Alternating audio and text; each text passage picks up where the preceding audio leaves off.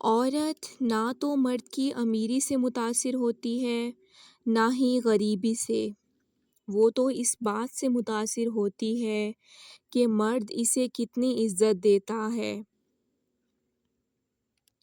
جو سچے ہوتے ہیں وہ تہذیب کے دائرے کا لحاظ کرنا بھی جانتے ہیں اور صبر کے گھونٹ پینا بھی۔ بانو قدسیہ: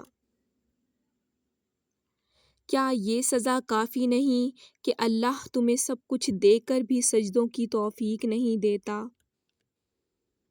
بانو قدسیہ: کسی انسان کے سامنے رو گے تو ٹھکرا دیے جاؤ گے، رب کے سامنے رو لو مقبول ٹھہرو گے۔